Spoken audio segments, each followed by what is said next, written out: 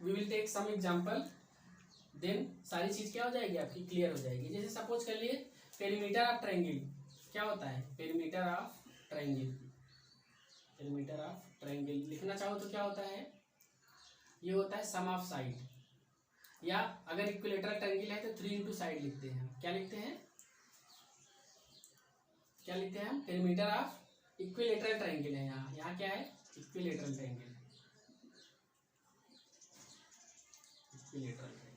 Equilateral triangle होगा तो क्या होगा ये 3 इंटू साइड। अब सपोज कर लीजिए मैंने एक एग्जांपल लिया एक ट्रायंगल का, ये ट्रायंगल ये है, इसकी साइड है 2 2 2। अब अगर इसका पेरीमीटर मैं लिखना चाहूँ तो क्या लिखूंगा, 3 इंटू 2 ये लिखूंगा ना, 3 इंटू 2। अब देखिए एक एग्जांपल और मैंने ले लिया दूसरा, इसकी साइड क्या है 5 5 5, ये ट्रायंगल भी है, इसका पेरीमीटर लिखना चाहो तो क्या होगा, इसका मैंने पी ए ले लिया, इसका पी बी ले लिया। अब क्या होगा इसका 3 इंटू 5। देखिए आपको चीज दिखने को मिल रही होगी, ये जो चीज है ना, एक चीज आई ये बदल रही है क्या, ये चीज क्या है फिक्स्ड है, ये चीज क्या है फिक्स्ड है, और इसी को हम क्या बोलेंगे कांस्टेंट, ये क्या है कांस्टेंट, ये क्या है कांस्टेंट। ओके, और ये चीजें देखिए ये वेरी कर रही है ना, ये और ये दोनों चीजें आपकी क्या कर रही है, ये दोनों चीजें आपकी क्या कर रही है, ये कर रही है आपकी वेरी। इसको आप बोल सकते हो क्या, ये वेरिएबल, ये बदलता रहेगा, कभी 2 रहेगा, कभी 3 रहेगा, कभी 5 रहेगा, कभी 6 रहेगा, इसका क्या है फिक्स नहीं है। बंद करो।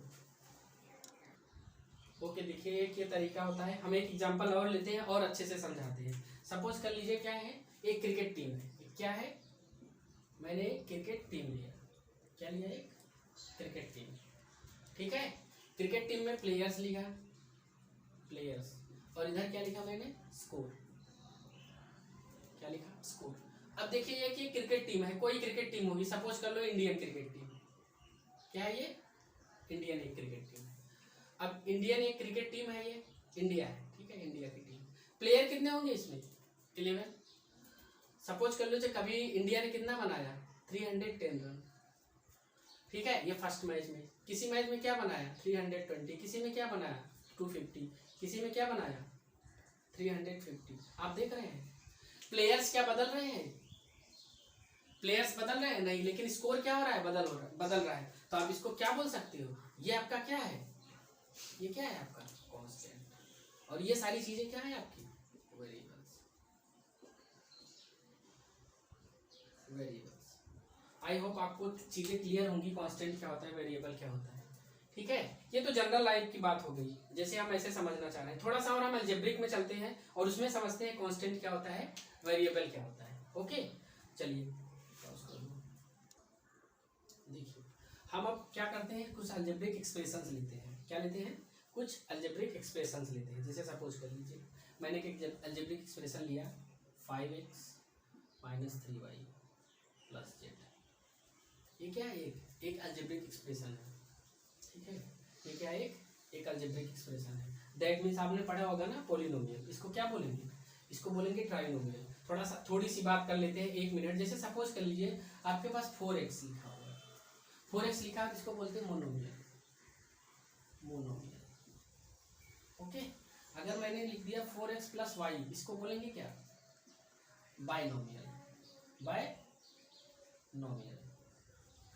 एक टर्म और लिख दिया 4x + 3y + z, अब क्या वो होगा, ये ट्राइनोमियल।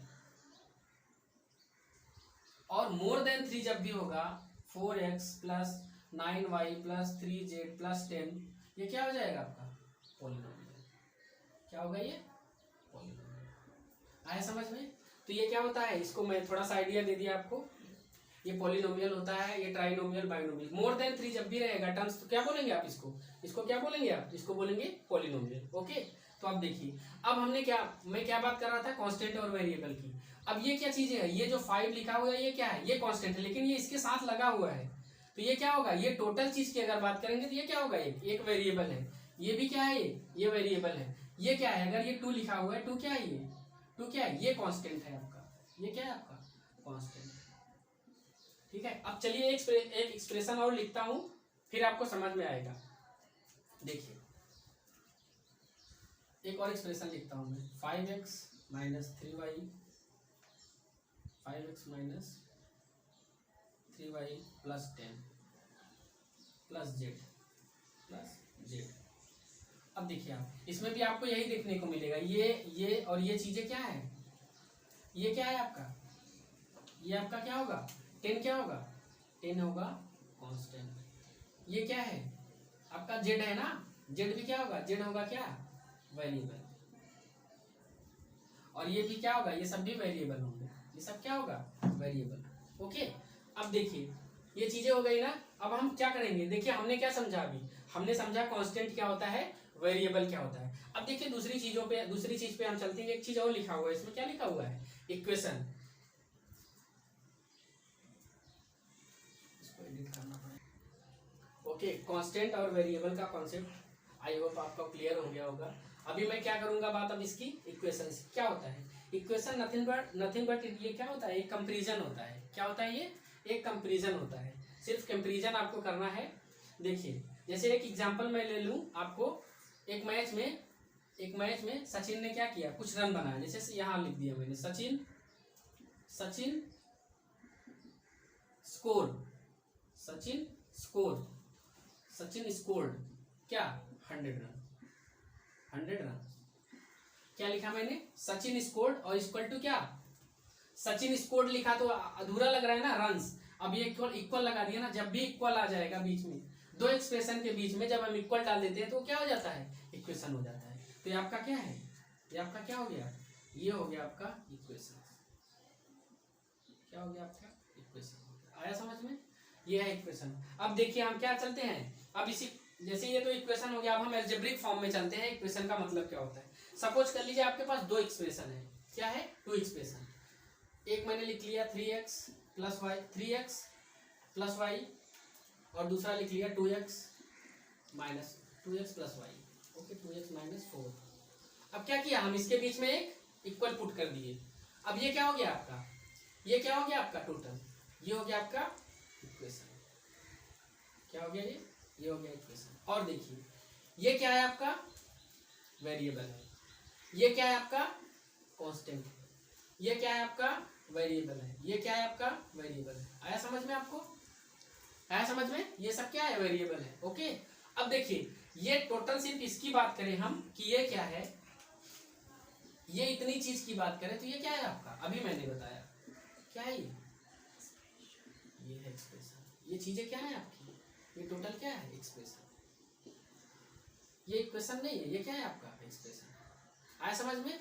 अब देखिए एक चीज और इसी में मैं बता दे रहा हूं आपको, हौच पौच नहीं होगा, आपको चीजें मैं बहुत क्लियर करके बताऊंगा। अब देखिए एक चीज और इसमें लिखी हुई है, यहाँ 2 लिखा है, x लिखा है, यहाँ 3 लिखा है, यहाँ भी x लिखा है। तो यहाँ 2 जो है इसका, ये 2 इसकी सिर्फ अगर हम बात करें तो ये इसका क्या होता है, ये इसका होता है कॉफिशिएंट। ये क्या होता है इसका, कॉफिशिएंट। और ये भी इसका, ये क्या है 3, क्या है इसका कॉफिशिएंट। क्या है इसका, कॉफिशिएंट। आया समझ में आपको, इक्वेशन आपको समझ में आ गया, वेरिएबल्स क्या है ये समझ में आ गया, एक कांस्टेंट है इसमें ये समझ में आ गया, कॉफिशिएंट क्या होता है ये भी समझ में आ गया। आपको टोटल समझ में आया ना कि इक्वेशन क्या है। तो ये क्या था आपका होल, एक तरह से मैंने आपको बता दिया कि वेरिएबल क्या होता है, कांस्टेंट क्या होता है। अब एक नया टर्म और इसमें एक जो टर्म्स बचा है, 3 टर्म्स में एक टर्म्स और, वो है लीनियर। ओके, अब देखिए इस चीज को मैं इक्वेशन में काफी चीजें मैंने बताया, उसको एक एग्जांपल लेके और क्लियर करता हूं ताकि आपको बिल्कुल भी प्रॉब्लम ना हो समझने में। जैसे सपोज कर लीजिए मैंने एक एग्जांपल लिया, 9x minus 10 equal to 5x plus 7। देखिए अभी आपको क्या करना है इसमें, अब इसमें सारी चीजें आपको समझना है कि कौन क्या चीज है, ये मैं आपको समझाने की कोशिश करूंगा। देखिए ये होल जो थिंग्स है ये आपका क्या है, इक्वेशन। क्यों, क्योंकि दो एक्सप्रेशन लिखा हुआ है, उसके बीच में क्या है, इक्वल का साइन। तो यानी ये कंप्लीट फुलफिल कर रहा है कंडीशन किसकी, इक्वेशन की। तो ये क्या होगा आपका, ये होगा आपका इक्वेशन। फिर से मैं बता दे रहा हूँ एक बार आपको क्लियर होने के लिए, फिर से बता दे रहा हूँ, ये इक्वेशन हो गया। अब देखिए ये हुआ इक्वेशन, ध्यान से समझिएगा, मैं एक एक चीज को इसी में क्लियर करूंगा। ये आपका क्या होगा, ये होगा आपका एक्सप्रेशन। क्या होगा, एक्सप्रेशन। और ये ब्लैक वाली जो चीज है, ये भी जो बना रहा हूं, ये भी क्या होगा आपका एक्सप्रेशन। आया समझ में, ये दोनों क्या हो गया आपका एक्सप्रेशन हो गया। अब देखिए मैंने आपको बताया कांस्टेंट क्या होता है, वेरिएबल क्या। अभी आपके माइंड में ये क्वेश्चन रेज हो रहा होगा कि ये कांस्टेंट है तो 9 भी कांस्टेंट है। नहीं, 9 कांस्टेंट तब होगा ना जब एक फ्री फ्रॉम कोई भी वेरिएबल से फ्री होगा। ये फ्री नहीं है ना, तो इसलिए ये क्या है, ये कांस्टेंट नहीं है।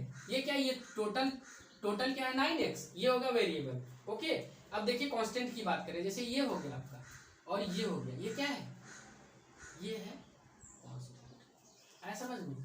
अब देखिए अगर हम इस टर्म की, ये देखिए ये और ये खींच दिया दोनों को, ये क्या है, ये है वेरिएबल। क्या है ये दोनों वेरिएबल्स हैं। अब देखिए ये जो नया टर्म्स है उसको समझने की कोशिश करिए। मैं अगर ये देखिए फिर से मैं लिख रहा हूं यहां, समझिएगा, ये अगर मैं ये 9 ले लूं और ये 5 ले लूं, इन 9 5 को खींच दीजिए, इधर लाइए।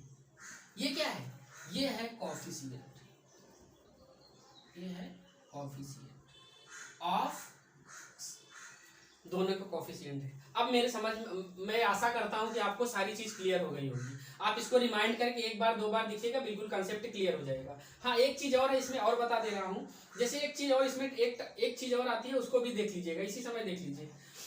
देखिए मैं थोड़ी सी चीजें बता के आपको ये संतुष्ट करने की मेरी कोशिश नहीं है। मेरा ये है कि मैं आपको बेस्ट से बेस्ट जितना हो सके उतना दे सकूं। देखिए अभी एक चीज और है इसमें, ये समझने की कोशिश करिए कि अगर इस टोटल को ले लें, ये टोटल को, इसको क्या बोलेंगे आप, इसको बोलेंगे टर्म्स। इसको क्या बोलेंगे, टर्म्स। और इस चीज को भी बोलोगे आप, एक टर्म्स ही बोलोगे। सिमिलरली इस तरह भी इसको क्या बोलेंगे, एक टर्म्स बोलेंगे। ओके ठीक है, टर्म बोलिए, टर्म बोलिए, टर्म्स, क्योंकि सिंगल है। ओके चलिए,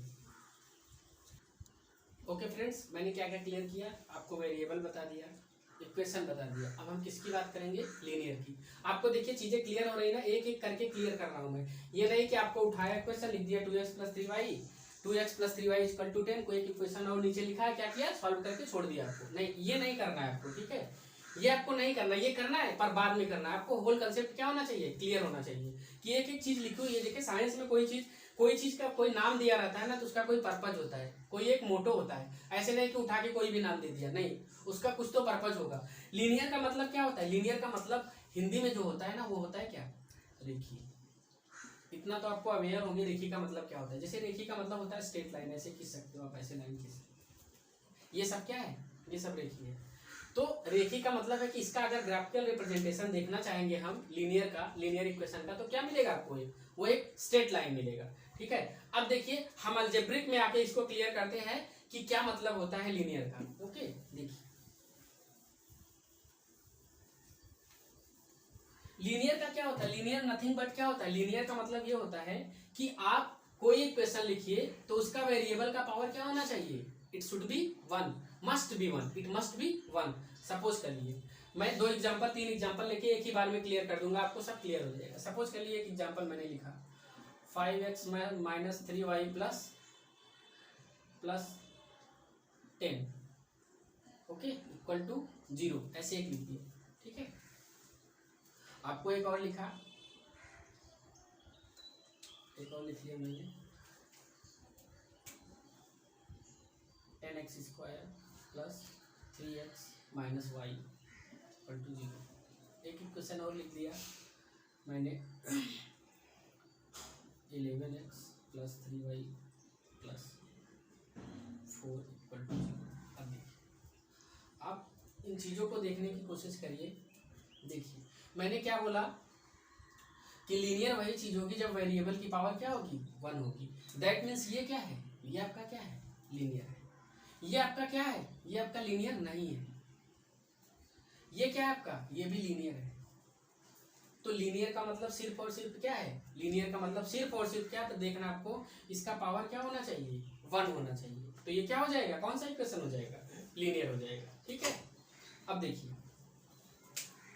तो अब देखिए हमने पढ़ा क्या, linear equation in two variables. अब देखिए वन वेरिएबल्स होगा तो वन वेरिएबल्स में क्या होगा, एक ही वेरिएबल होगा, लेकिन आपको जब टू वेरिएबल मिलेगा, ये आपको या तो x मिलेगा, y मिलेगा, या तो फिर मिल सकता है l मिल सकता है, m मिल सकता है, ओके, या तो p मिलेगा या q मिलेगा। ओके, देखिए एक इक्वेशन अब मैं लेता हूं और आपको क्लियर करता हूं कि linear equation in two variable क्या होता है।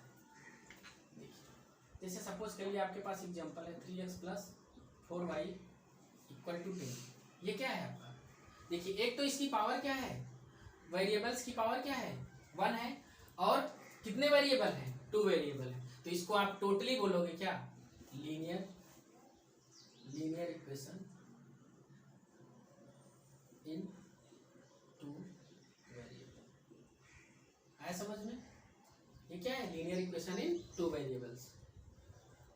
ओके, तो ये इंट्रोडक्शन है ये, और आप इसका जनरल फॉर्म लिखना चाहें तो जनरल फॉर्म क्या होता है वो भी मैं लिख दे रहा हूँ। जनरल फॉर्म में क्या रहता है आपका, ax plus by plus c equal to 0, where a b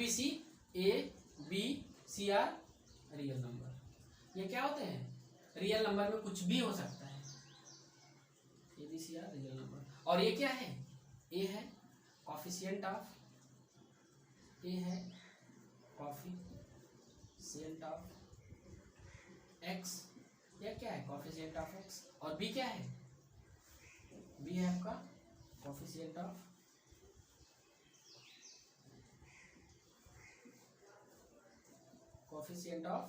y, और c क्या है आपका, c है कांस्टेंट, c क्या है आपका कांस्टेंट। ओके, अब मैं ये ऐसा कर सकता हूँ कि इंट्रोडक्शन में आपको इतनी चीजें तो कुछ समझ में आई होंगी। ठीक है, बंद करो इसको।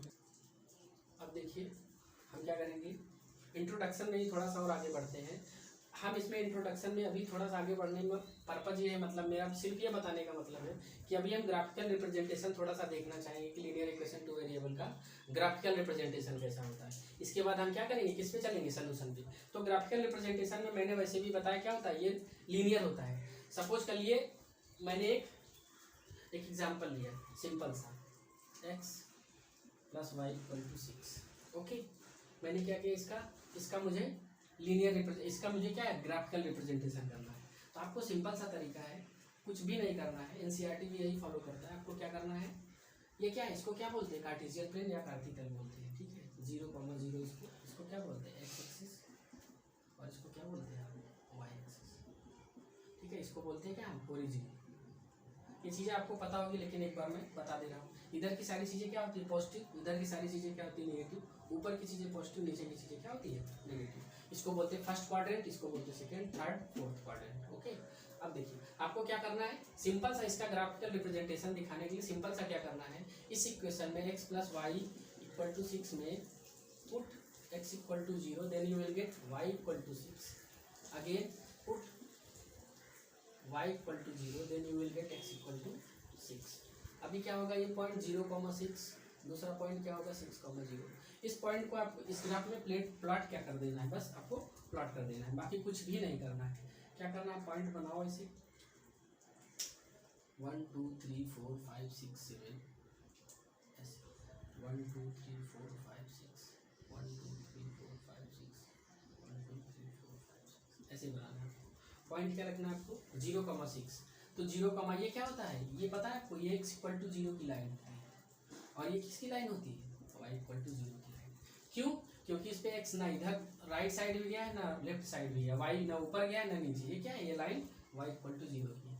तो आपको 0,6 रखना है, तो 0 ये होगा 0 1 2 3 4 5 6, ये आपका जो पॉइंट मिलेगा ये क्या मिलेगा 0,6, और ये 1 2 3 4 5 6, ये क्या होगा 6।